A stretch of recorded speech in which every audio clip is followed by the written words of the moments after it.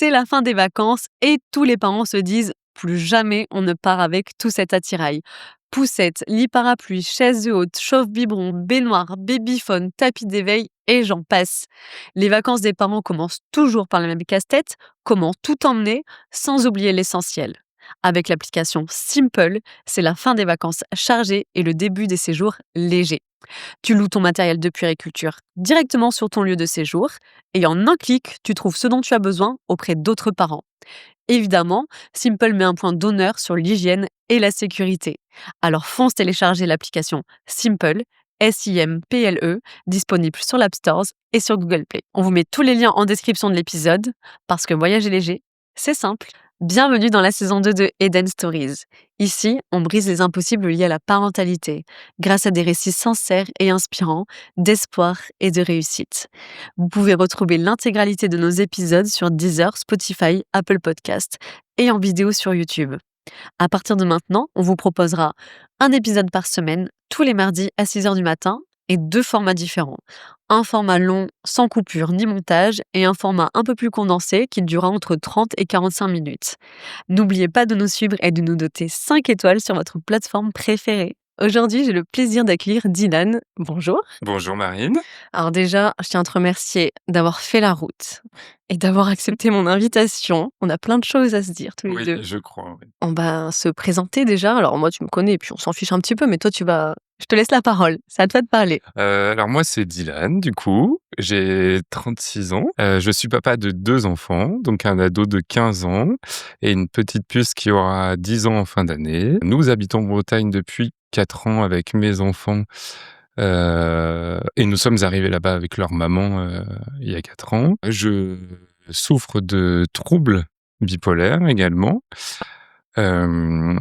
Et j'ai fait mon coming out il y a 4 ans bientôt, en novembre 2021, donc le 11 novembre, ce que j'appelle souvent mon armistice à moi. Ah oui? Le 11 novembre, donc j'ai annoncé ça à la maman de mes enfants après 3 mois, en Bretagne. Oui, à 4 ans, en fait, ta vie Après viré de bord. Oui, c'est le cas de le En fait, c'était pas- Et, Si, mais c'était bien tourné. et j'arrive à trouver des blagues alors que je suis même pas drôle dans la vraie vie. Et c'était même pas voulu, tu vois. Mais quand je l'ai sorti, je me suis dit, attends, c'est bizarre. Si, moi j'ai trouvé que c'était joliment dit, je trouvais. Oui, il y a 4 ans, on a tout quitté du coup parce qu'on habitait en Ardèche pour venir habiter en Bretagne, sur un coup de tête et j'ai cru, en partant en Bretagne, que mon homosexualité allait rester en Ardèche et non, elle m'a suivi. Waouh. Alors attends, reprenons depuis le début. Depuis combien de temps, en fait, tu le sentais? Alors je le savais réellement depuis je pense que je le savais depuis mon adolescence. D'accord. J'ai eu des histoires avec des jeunes hommes, avec des filles à l'époque Ok. et un jour, j'ai été surpris, par mon grand-père. Donc mon grand-père très croyant, très pratiquant, avec, mon copain, un plan de l'époque en tout cas et là mon grand-père m'a sorti des choses, horribles, que c'était inhumain, que faudrait absolument pas le dire à toute la famille parce que ça allait être, terrible, et cetera, donc moi je me suis renfermé là-dedans et pardon. Ah mais ça commence bien. Attends, tu vois, je t'avais dit, j'ai les mouchoirs ici. Je me suis renfermé là-dedans et en fait, je savais que j'avais cette attirance pour les hommes et puis à l'âge de 18 ans, j'ai rencontré la maman de mes enfants. Donc je l'ai rencontrée 3 jours après mes 18 ans et en fait, ça a été vraiment un coup de foudre Ah ouais? et je me suis dit: «Bon, bah, Dylan, c'est là, vis la chose et puis, tu verras où ça te mène». Mais je l'ai compris réellement, donc je referai l'histoire après, mais puisque tu m'as posé la question, Marine, je vais te le dire. J'ai compris réellement que j'étais homosexuel le jour de la naissance de ma fille. J'ai, en fait, mon ex-femme qui a été, auscultée et suivie le jour de son accouchement, par un sage-femme homme et en fait, j'ai complètement flashé sur lui. Donc ça a été un gros traumatisme.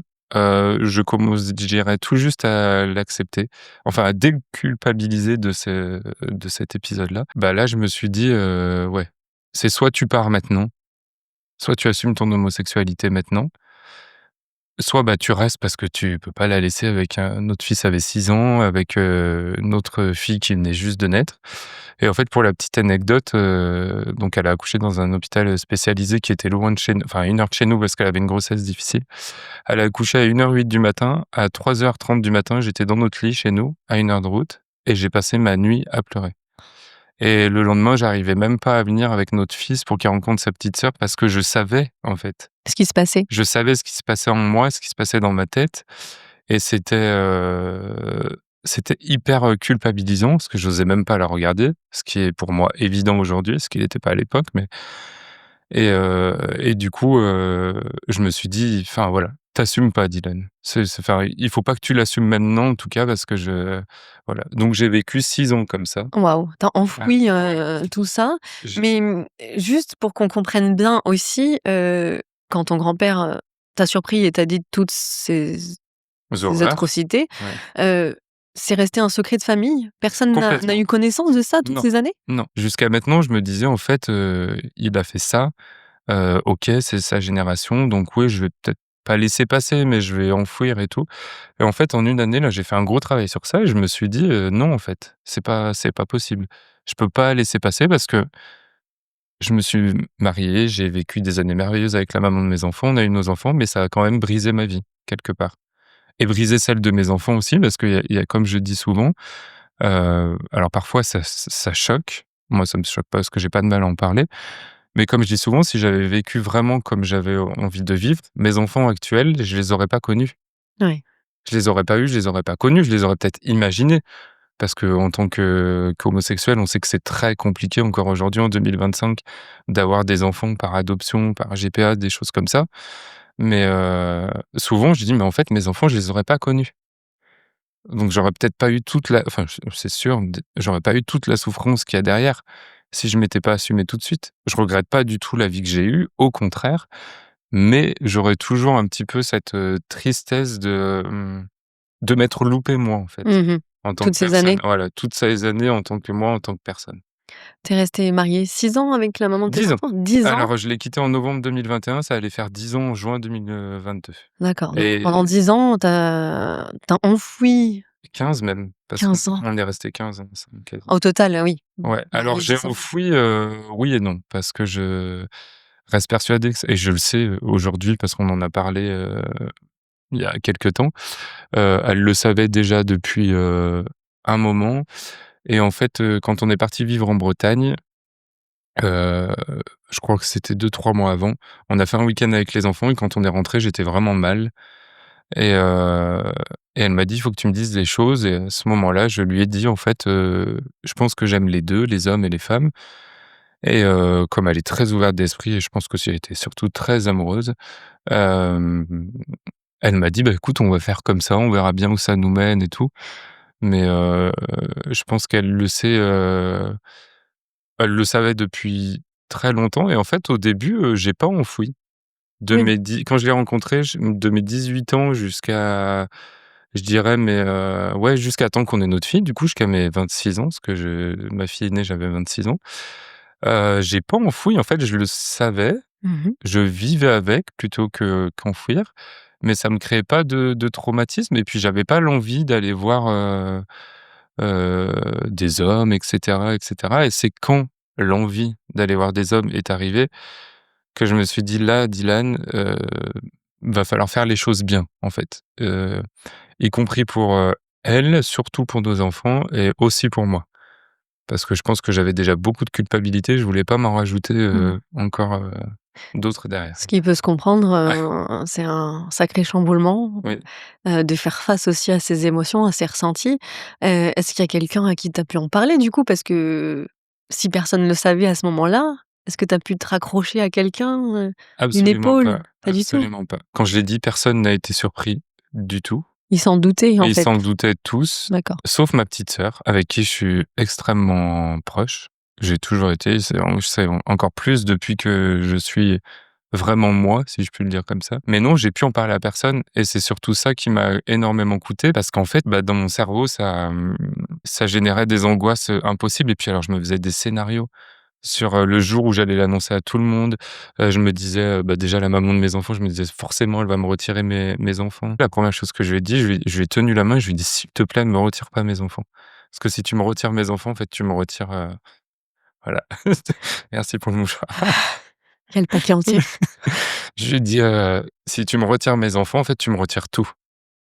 Parce que moi, ce que je voulais, c'est que mes enfants soient fiers de moi. Et puis je me disais que toute la famille allait me tourner le dos, que enfin je ça allait être, quelque chose d'horrible, l'annonce. Et en fait, les personnes les plus compliquées, ça a été, mon ex-belle-famille, Ah. sur lesquelles je m'attarderai pas, mais Mmh. ça a été là. Mais ma famille à moi, ça a été, extraordinaire. Je veux dire, je revois ma grand-mère, maternelle de qui je suis très proche, qui me dit, «Mais de toute façon, quand tu avais 4 ans, tu mettais mes talons aiguilles, il fallait bien s'en douter». Ah, c'est génial. Je lui dis: «Bah oui, oui, certes, c'est vrai. C'est vrai qu'il fallait s'en douter».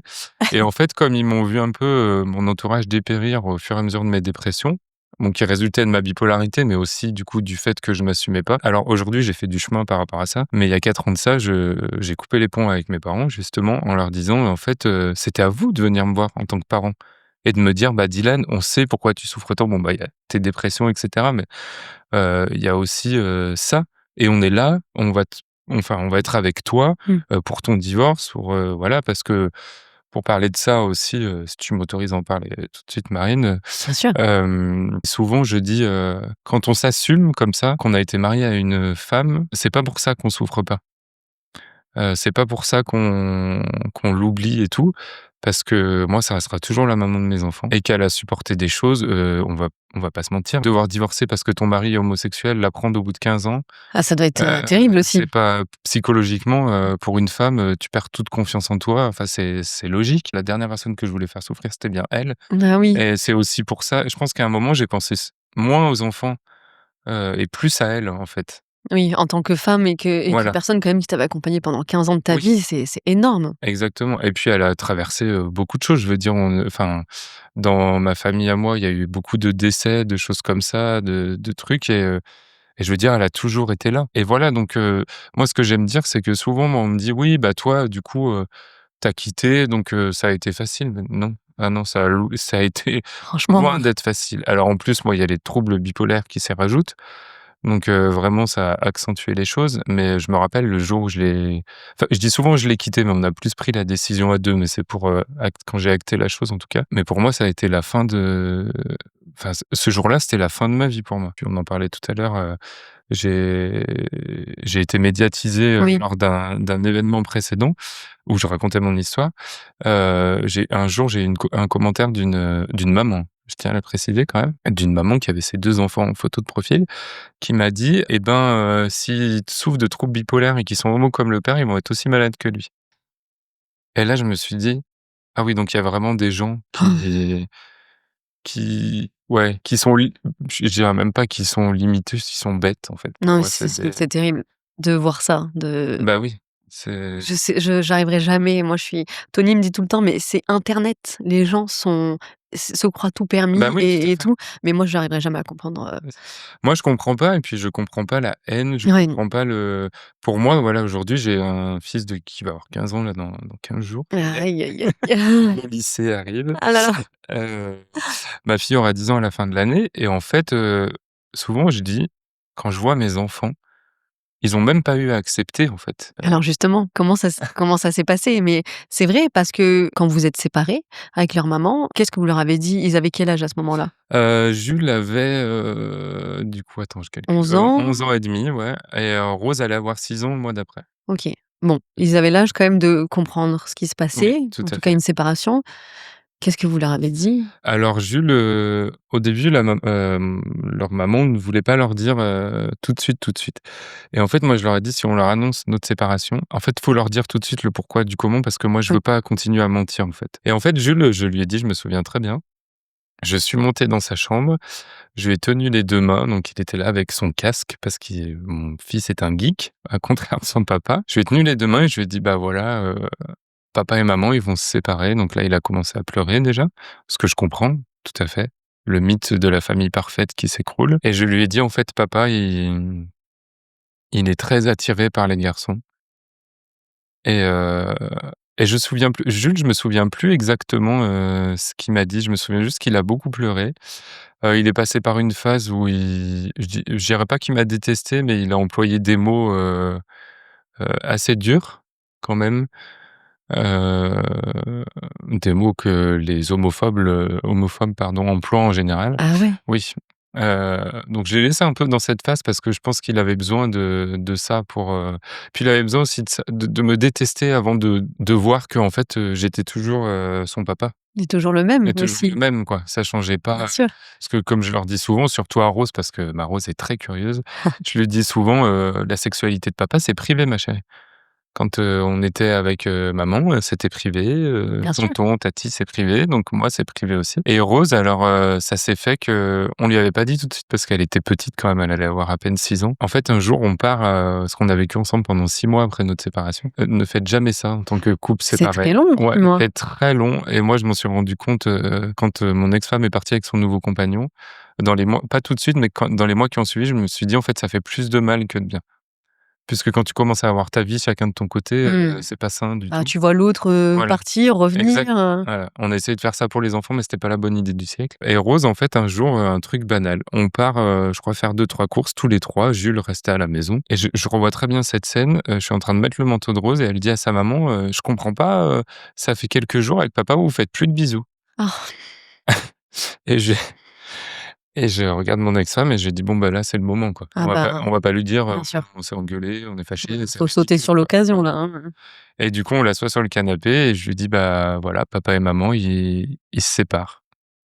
«Et pourquoi? Et pourquoi?» Et j'ai plus trop de souvenirs de cette époque, mais Rose, on lui dit pas tout de suite et en fait, je sais plus comment ça se passe et je lui dis: «Bah, papa, il aime les garçons». Et là, elle me répond: «Oh, bah, de toute façon, papa, tu as toujours trouvé les garçons trop beaux, donc je le savais». J'adore les enfants. Alors je lui dis, j'ai essayé de l'expliquer encore aujourd'hui, je lui dis: «Tu sais, on peut être, hétérosexuel, aimer les femmes en tant qu'hommes ou aimer les hommes en tant que femmes et trouver, le sexe, comme nous, très, très beau». Il y a Ah pas oui. de voilà. Mais, voilà. Et puis les semaines qui ont suivi, mes enfants, ils ont été, ah, tu vas me faire pleurer, Marie, là, tu J'ai rien dit moi! Je n'ai rien dit. mes enfants, ils ont été exemplaires dans le sens où, je me suis jamais senti, j'aime bien dire cette phrase, je me suis jamais senti homosexuel à leurs yeux. Je me suis toujours senti leur papa. Il y a pas de C'est toi qui vas me faire pleurer. Mmh. il y a pas de oh là là, il y a pas de limite à leur amour pour moi, en fait. Et ça, j'avais très peur. Je me disais, si, s'ils sentent leur papa différent, bien que pour moi l'homosexualité ne soit pas une Une différence. différence, mais la société nous le fait ressentir en tout cas, comment ça va se passer? Et en fait, Très c'est bien. passé très bien et il y a pas eu de ils se sont retrouvés au milieu des conflits, bon, je citerai pas de personnes, mais à droite, à gauche et tout machin, familiaux. Ils ont rien laissé paraître. Il y a toujours eu, cet amour et même avec leur, maman, je leur ai toujours dit parce que heu, mon fils en voulait beaucoup à sa maman au départ de refaire sa vie très vite. Ah, Et moi, je lui ai toujours dit: «Mais attends, maman, elle allait pas rester enfermée au couvent, après son divorce avec papa pour te faire plaisir, Je dis: «En fait, enfin, leur maman est une femme très jolie, en plus, enfin voilà, en tout cas pour moi et pour son mari aussi, j'espère».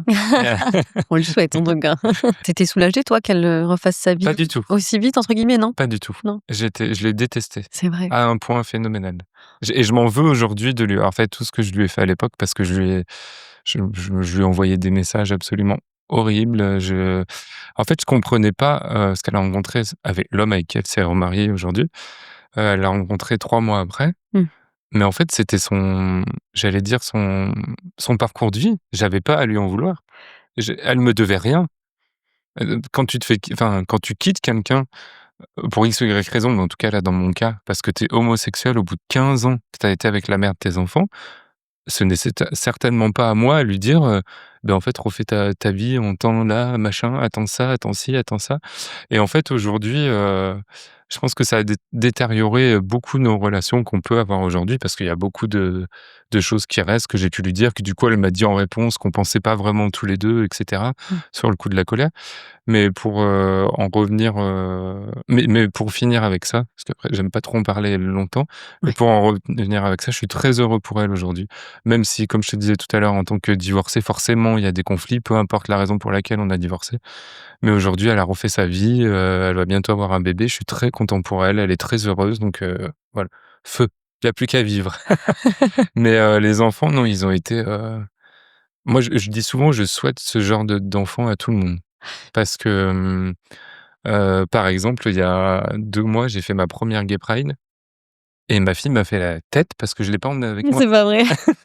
Je lui dis: «Oh, tu quand même encore un peu trop petite». Puis c'est des choses où j'attends quand même, j'allais dire la permission de leur maman. C'est le ses enfants C'est aussi, pas rien aussi, voilà, c'est comme pas rien événement. non plus, Mmh.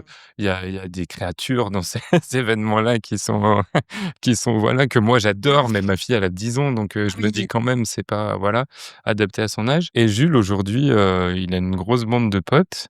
Tous ses potes le savent, ils ont aucun souci avec Mmh. ça et en fait, tous les gens qui ont un souci avec ça, il les écarte de sa vie, Jules. Et voilà, C'est tu vraiment vois? instinctif. Et puis, moi, je leur parle beaucoup aussi. Je leur dis que, voilà, l'autre jour, on en parlait avec Jules la semaine dernière. Je sais plus de quoi il me parlait. Je lui disais: «Malheureusement, Loulou, toute notre vie, toute ta vie, tu vas avoir des gens qui vont dire: "Ah ben, ton père, il est"». Voilà, j'allais dire un mot très péjoratif, mais je Je le dirai pas. j'ai compris, mais Ouais.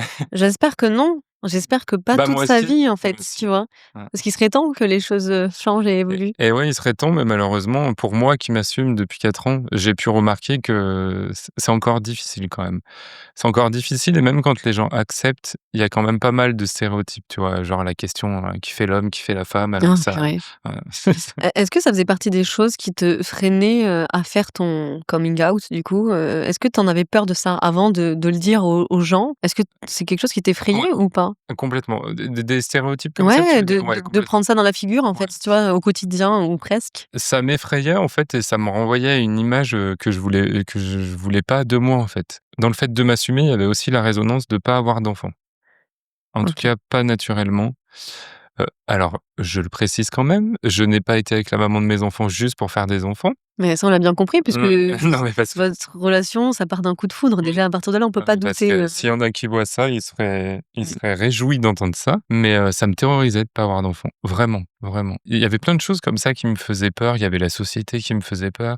Moi, j'ai été harcelé longtemps au collège, on me traitait de sale pédale, Ah ouais? ouais, grosse tarlouse, plein de choses comme ça et tout, machin. Et je me disais: «En fait, non, tu peux pas t'assumer». Je voulais pas, grandir dans une société comme ça. Et en fait, quand j'ai eu mon déclic de m'assumer, il y a 4 ans, toutes ces peurs, j'allais dire au fil des mois, mais même au fil des semaines, ça s'est tout envolé.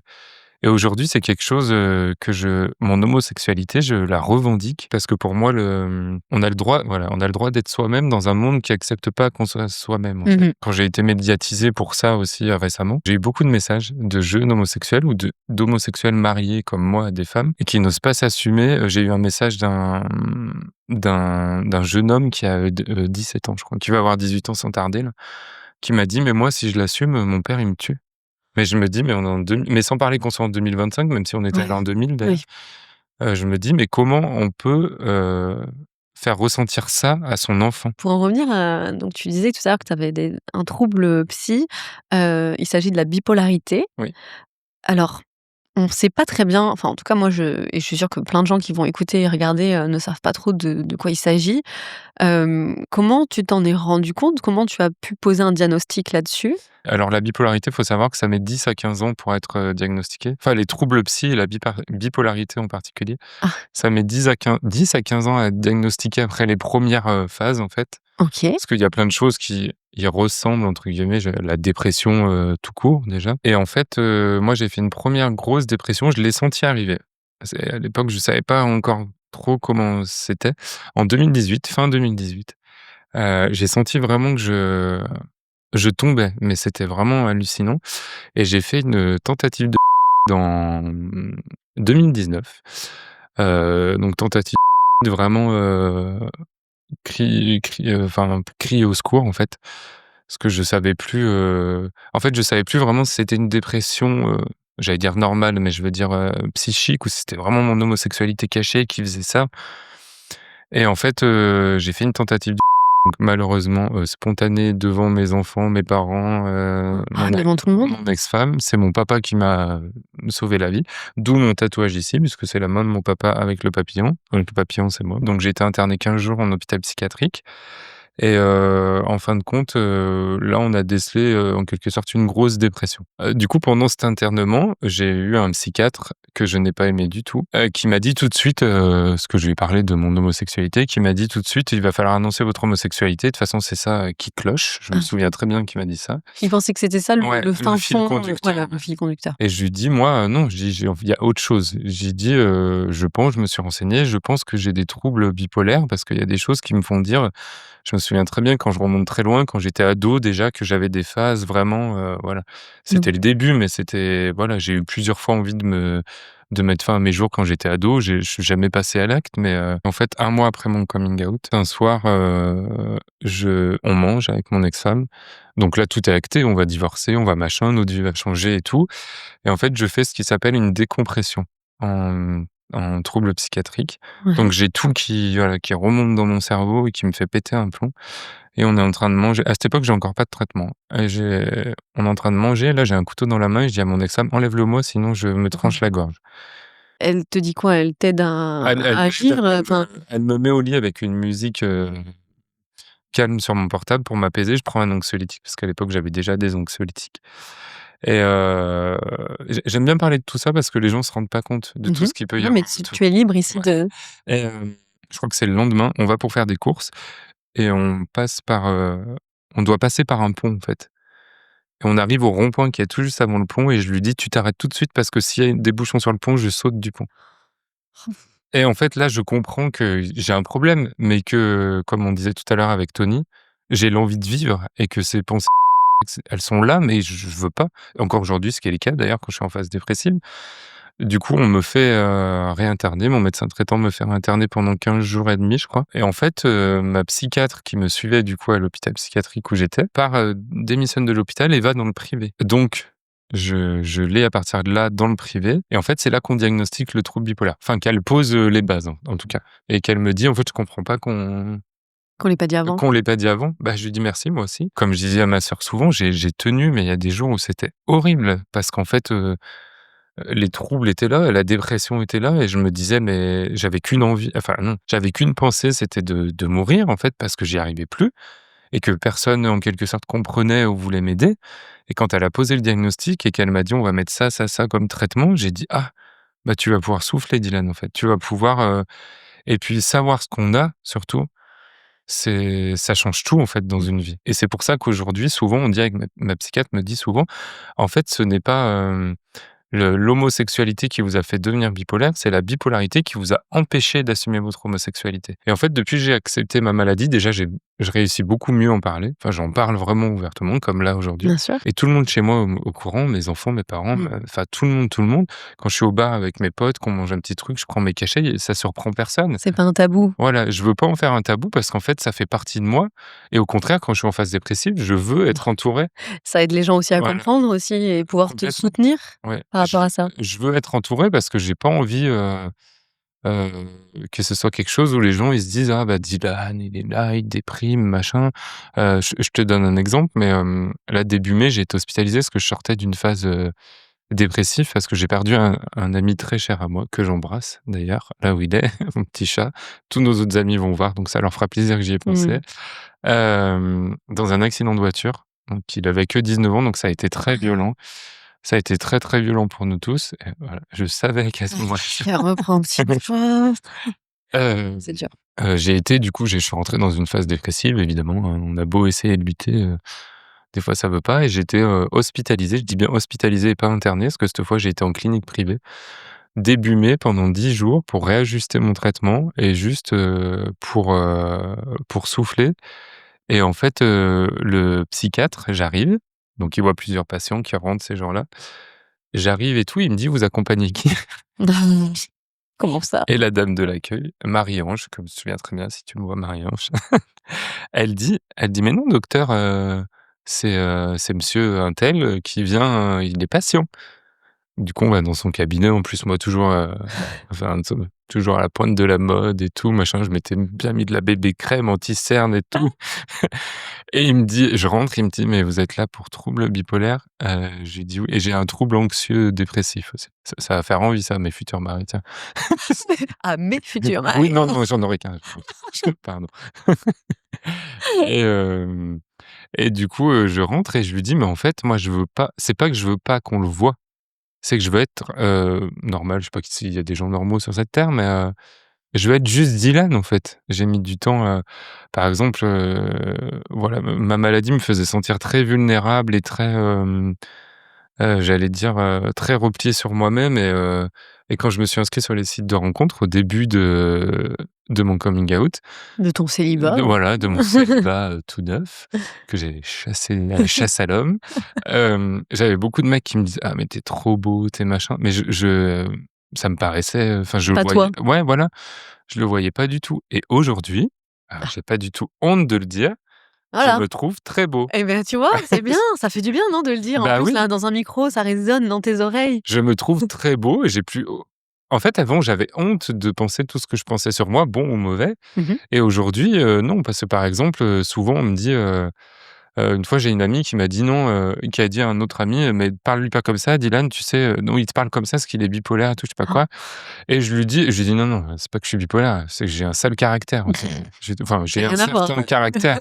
Je lui dis, voilà, je dis: «Ça là, ça a rien» des fois, en fait, je veux aussi que les gens, ils fassent la part des choses entre la maladie et ce que je suis et ce qu'on est en tant que porteur de troubles, psychiatriques. Parce qu'il y a pas que notre maladie dans notre vie. Bien sûr, heureusement. On est aussi décisionnaire, de choses, sans confronter la maladie.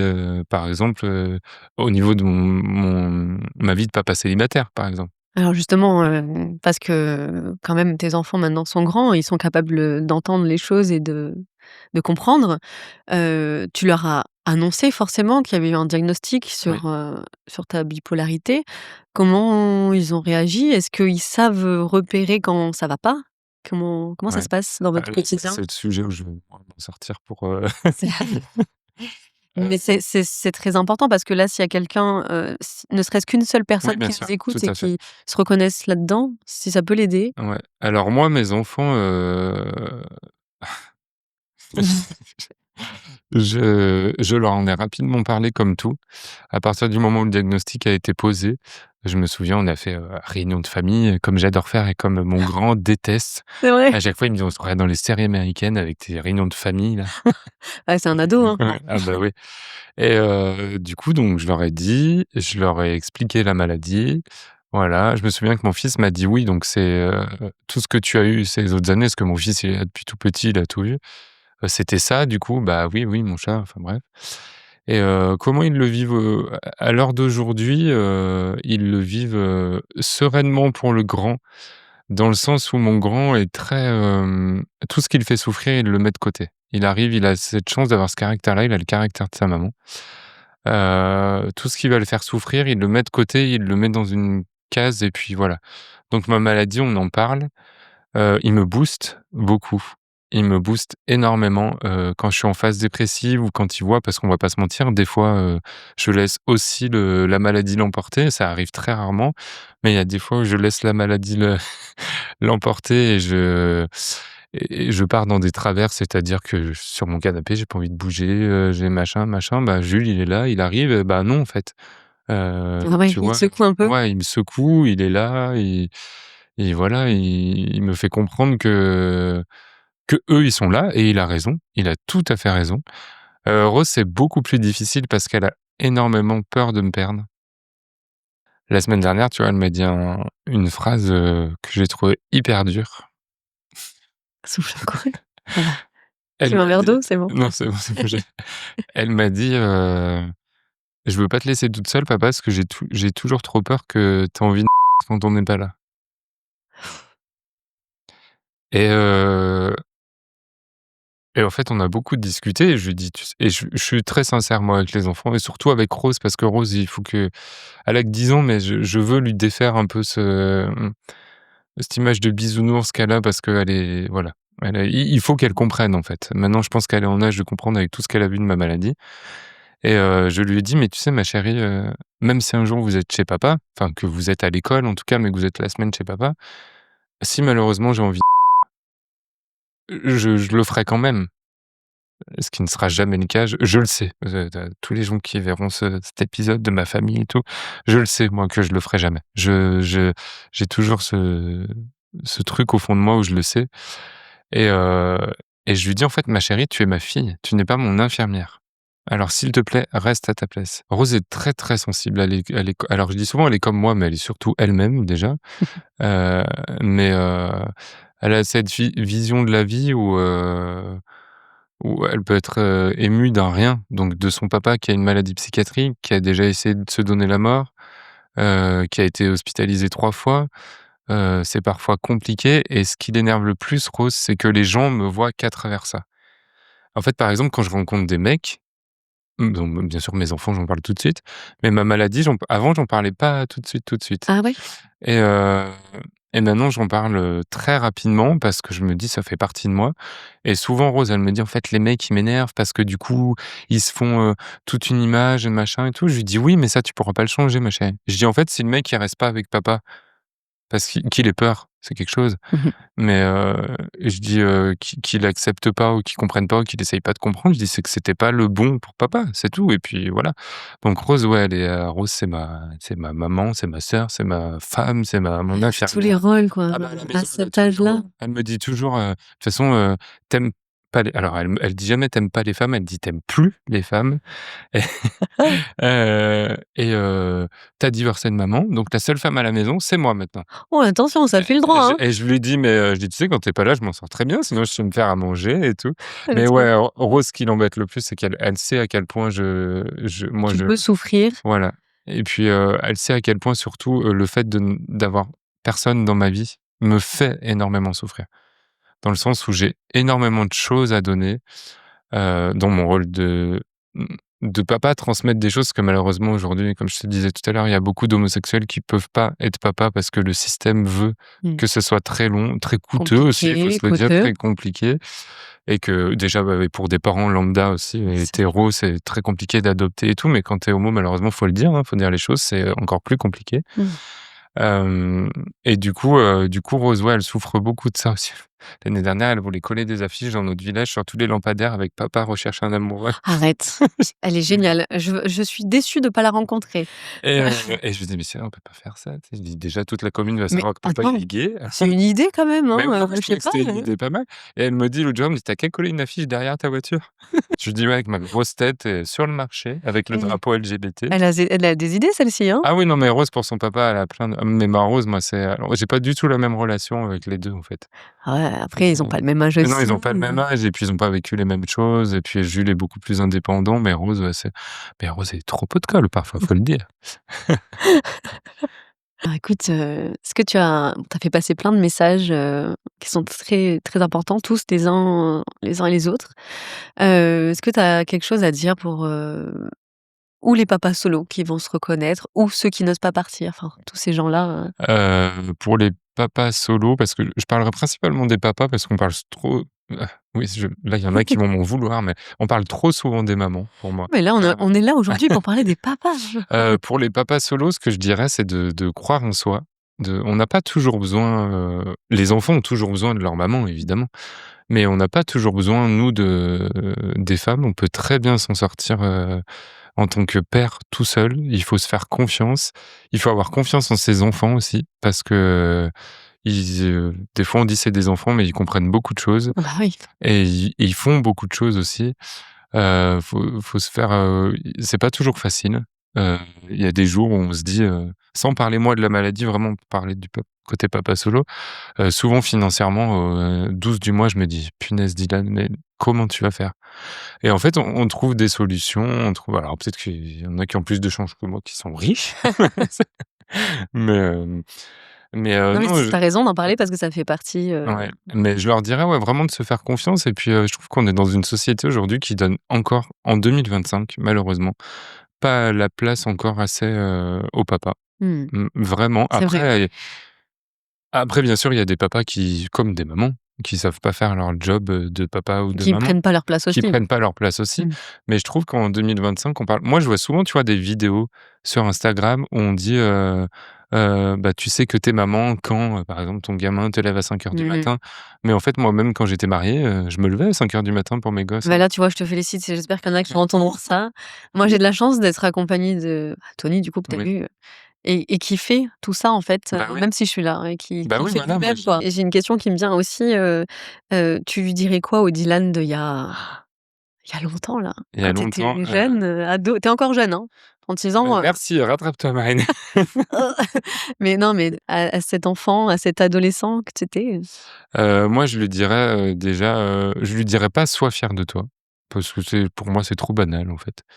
Je lui dirais: «Tu vas t'en sortir, crois en toi et sois fier d'être gay, de porter haut les couleurs, de l'arc-en-ciel», parce qu'elles sont magnifiques en plus.